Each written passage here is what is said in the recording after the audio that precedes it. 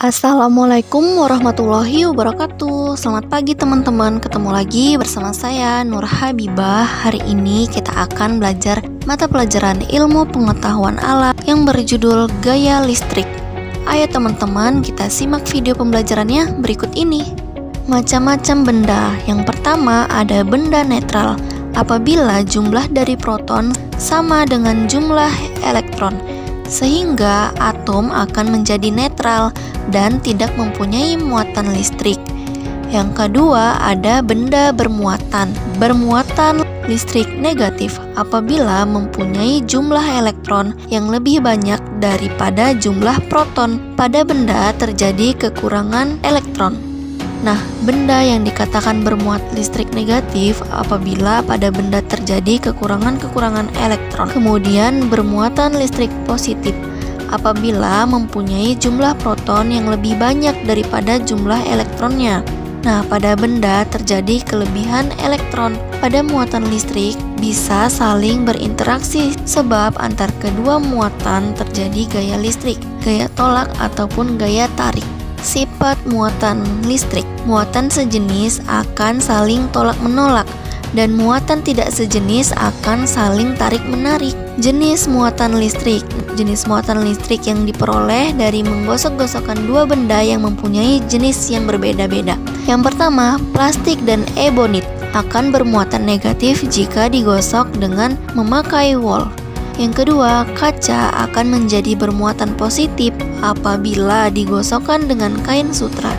Hukum kolom atau gaya kolom. Bunyi hukum kolom, besarnya gaya listrik antara dua muatan sebanding dengan besar muatan listrik masing-masing dan berbanding terbalik dengan kuadrat jarak antara dua muatan tersebut. Besarnya gaya listrik antara dua muatan dapat diukur dengan persamaan. Adapun rumus gaya kolom, F sama dengan K Q1 dikali Q2 dibagi R kuadrat, yang mana F sama dengan besar gaya listrik atau gaya kolom dengan memiliki satuan Newton. Q1 besar muatan listrik 1 dengan satuan kolom. Q2 besar muatan listrik 2 dengan satuan kolom.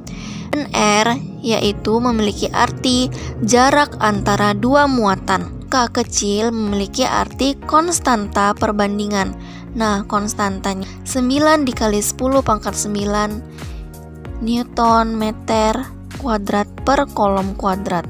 Berdasarkan persamaan tersebut di atas, maka besarnya gaya kolom sebanding dengan besarnya kedua muatan, dan besarnya gaya kolom berbanding terbalik dengan kuadrat jarak kedua muatan. Maka semakin jauh jarak antara muatan menjadikan gaya listrik ataupun gaya kolom semakin kecil. Begitu pula dengan kondisi sebaliknya. Semakin dekat jarak antar muatan menjadikan gaya listrik ataupun gaya kolom semakin besar. Kita masuk ke dalam contoh soal gaya kolom. Dua benda bermuatan masing-masing 3 kali 10 pangkat min 6 dan 1 kali 10 pangkat min 6. Jarak dua muatan tersebut adalah 30 cm, maka gaya yang dialami oleh kedua muatan adalah, nah di sini kita ketahui bahwa masing-masing muatan memiliki Q1 besar muatannya.